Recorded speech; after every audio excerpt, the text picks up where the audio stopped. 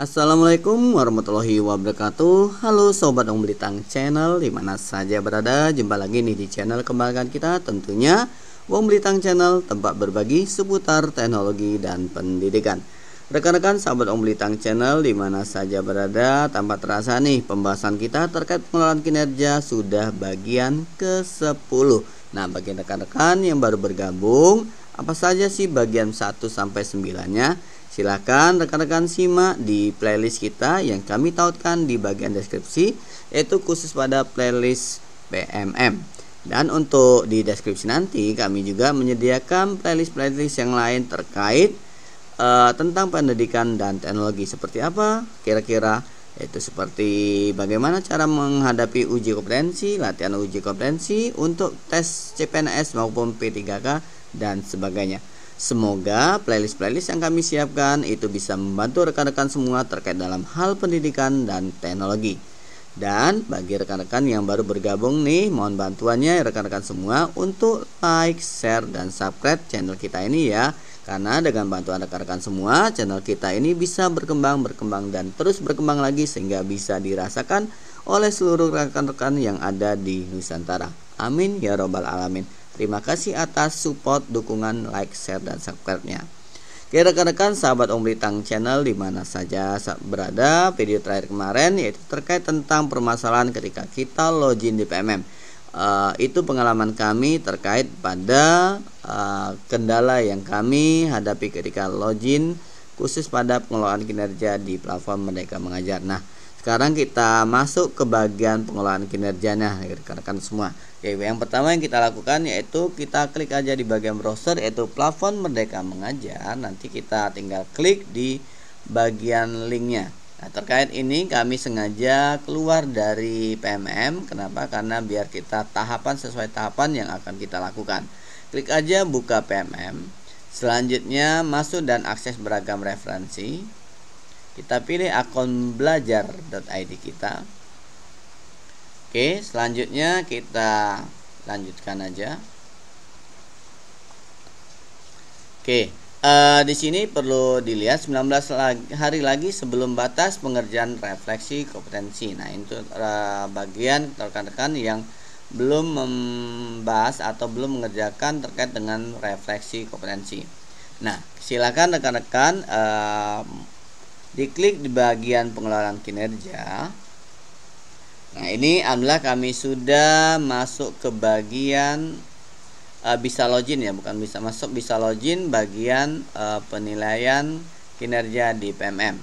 Nanti apabila rekan-rekan baru bergabung, ini bagian penilaian kinerja, nanti akan diperlihatkan apakah data rekan-rekan benar atau tidak. Kalau misalnya belum benar, silakan diklik ubah dan disesuaikan dengan data rekan-rekan semua. Selanjutnya simpan, nanti langsung muncul ke bagian isi perencanaan kinerja. Dan kami ini tadi sudah kotak-katik untuk sambil belajar apa saja yang di dalam pada penilaian kinerja guru. Maka kita klik aja lanjutkan rencana kinerja. Nah, di sini nanti rekan-rekan apapun rekan-rekan bisa kita simpan melalui simpan draft. Selanjutnya, silakan rekan-rekan lihat di bagian rapor pendidikan di sekolah rekan-rekan masing-masing. Utamakan bagian rapor pendidikannya itu yang merah. Selanjutnya, kalaupun nggak ada yang merah berarti yang kuning. Kalau nggak yang ataupun juga yang hijau. Tapi kita dahulukan terlebih dahulu yaitu yang merah. Kalau nggak ada merah baru kita yang oranye atau kuning.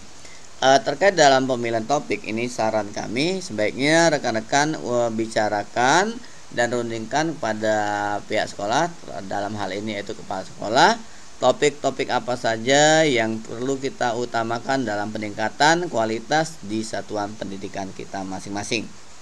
Jadi kita perlu adanya rancangan atau musyawarah, bukan hanya kita menentukan 1-2-nya, tapi untuk ke semua guru-guru atau rekan-rekan pendidik yang ada di satuan pendidikan kita.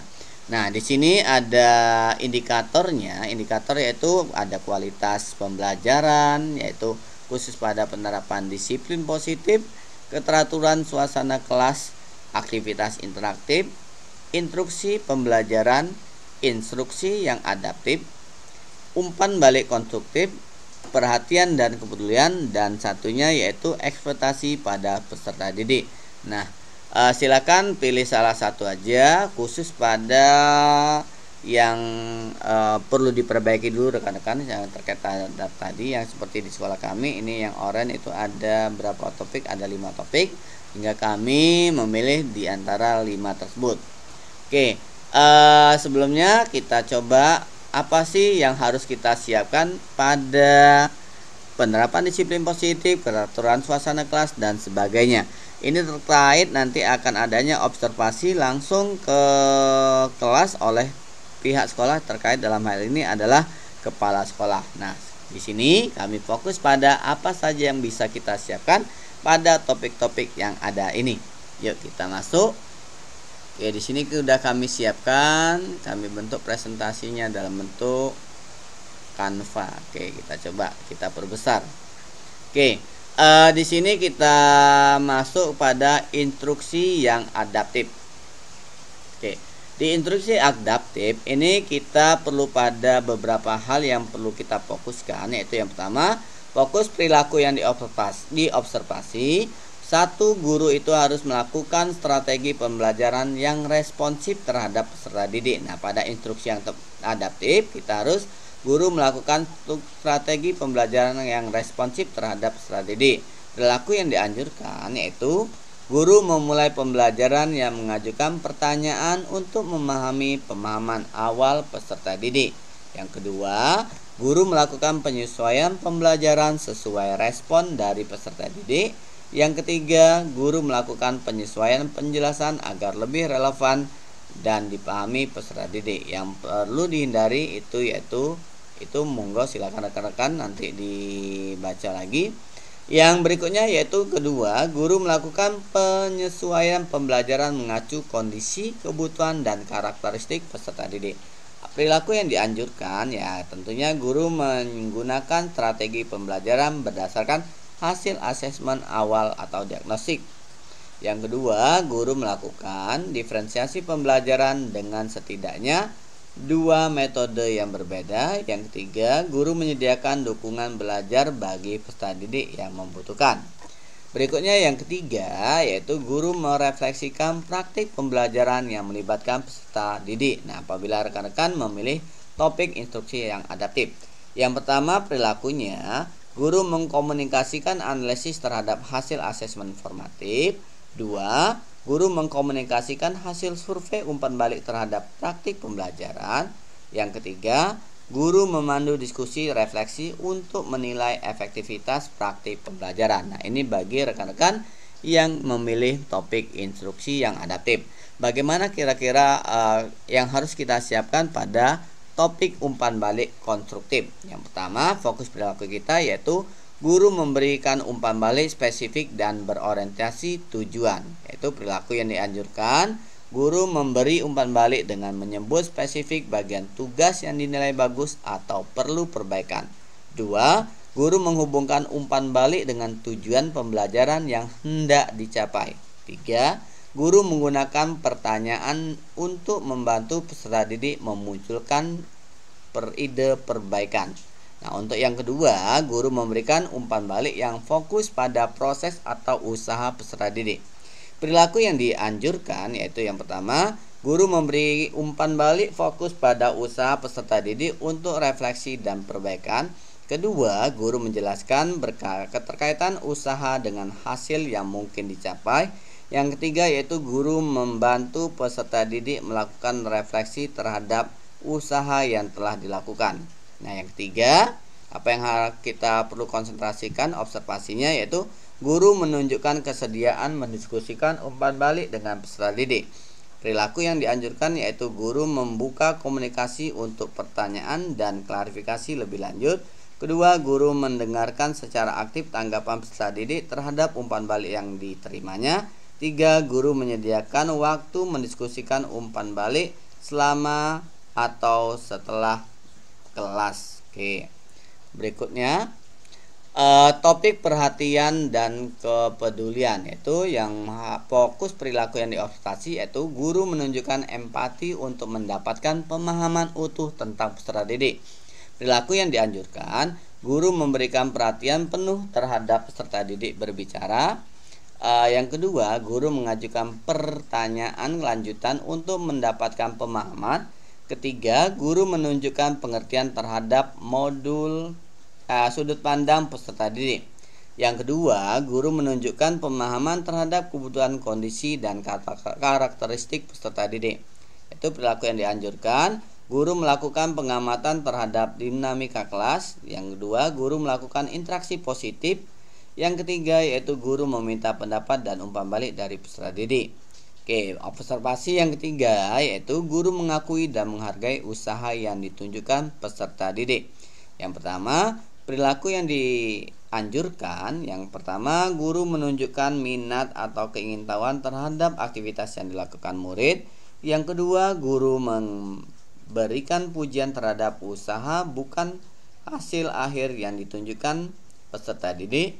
Yang ketiga, yaitu guru menyampaikan dukungan terhadap usaha peserta didik di depan kelas. Nah, itu untuk bagian topik perhatian dan kepedulian. Nah, untuk yang perilaku yang dihindari berarti berlawanan dari perilaku yang dianjurkan tadi ya rekan-rekan.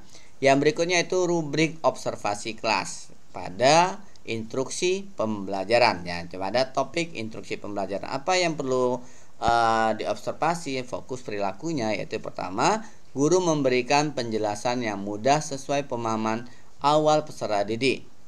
Perilaku yang dianjurkan, guru menampilkan visualisasi atau ilustrasi dan memudahkan pemahaman peserta didik. Yang kedua, guru menjelaskan konsep yang sulit dengan bahasa yang mudah dipahami. Yang ketiga, guru menjelaskan konsep disesuaikan hasil asesmen awal. Oke, kedua, guru memberikan contoh yang kontekstual dan relevan dengan keseharian peserta didik. Yang pertama, perilaku yang dianjurkan yaitu guru menjelaskan konsep disertai dengan contoh. Yang kedua, yaitu guru menjelaskan konsep dikaitkan dengan isu atau topik sehari-hari. Ketiga, guru memberikan kesempatan pada peserta didik berbagi pengalaman yang relevan.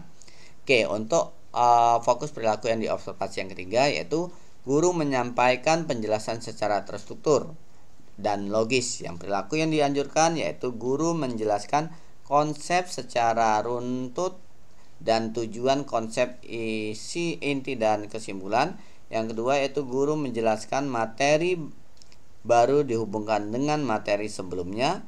Yang ketiga yaitu guru memberikan penjelasan dan bimbingan langkah demi langkah dan disertai dengan demonstrasi. Nah, ini terkait pada topik konstruksi pembelajaran. Nah, pada topik-topik yang tadi seperti yang tadi yaitu instruksi yang adaptif, umpan balik konstruktif, perhatian dan kepedulian, dan instruksi pembelajaran. Itu ada beberapa fokus perilaku yang akan diobservasi. Sekali lagi, perilaku yang akan diobservasi ini hanya sebatas gambaran. Nanti kira-kira inilah yang akan diamati yang disesuaikan dengan topik rekan-rekan yang rekan-rekan pilih tadi.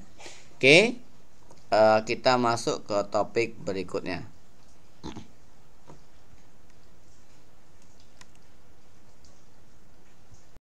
Mohon maaf rekan-rekan, kita terpotong untuk rekamannya karena rekamannya paling lama yaitu 15 menit, maka kita cut tadi sebentar.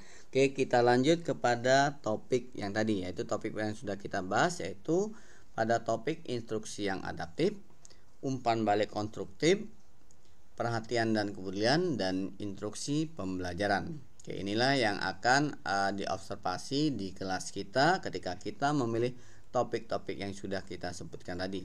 Oke, topik berikutnya yaitu topik ekspektasi pada peserta didik. Nah, di sini yaitu upaya mengkomunikasikan ekspektasi yang tinggi kepada semua dan setiap peserta didik untuk menumbuhkan motivasi belajar intristik ya. Mohon maaf rekan-rekan.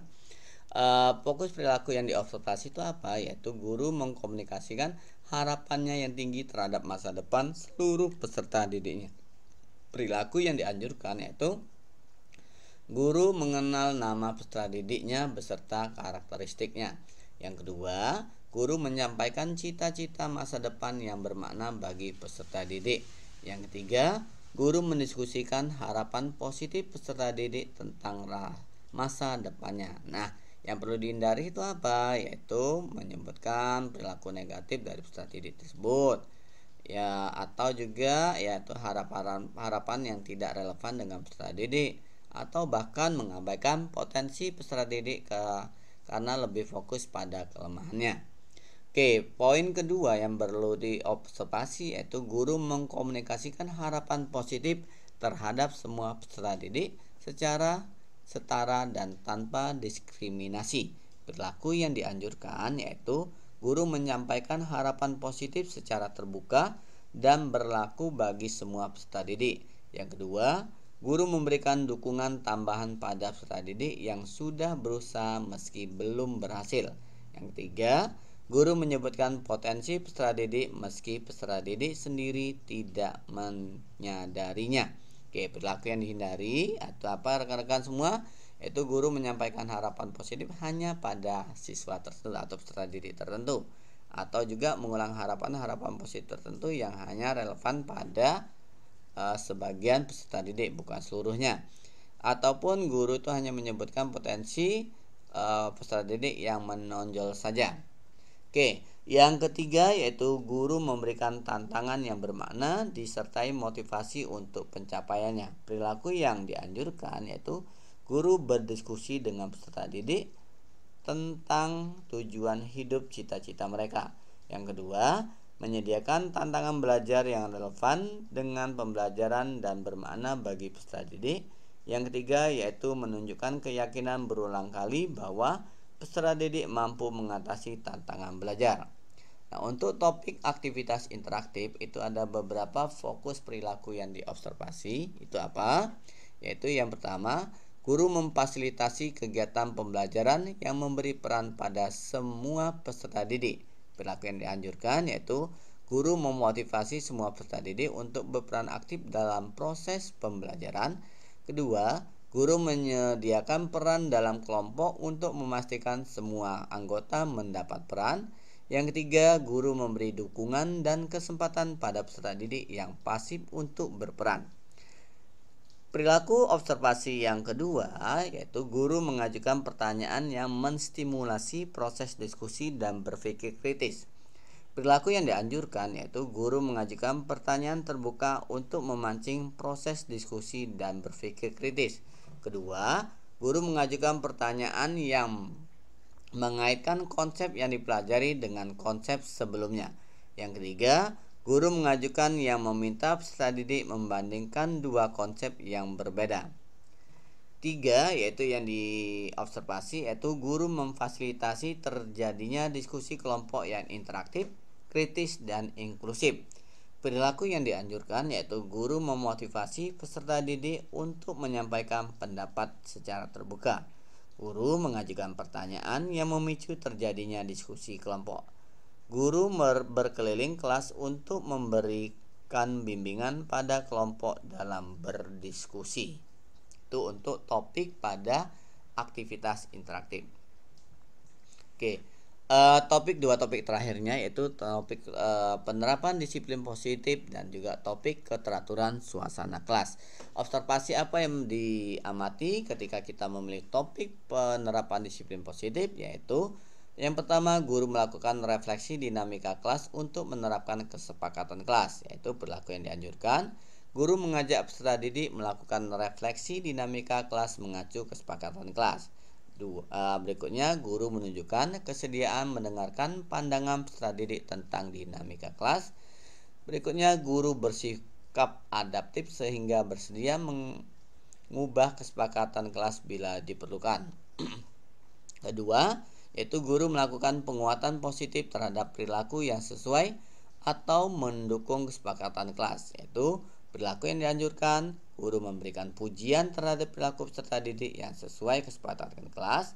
Guru memberi penguatan positif dengan beragam cara. Guru mengakui suatu perilaku positif secara spesifik dan menjelaskan alasannya.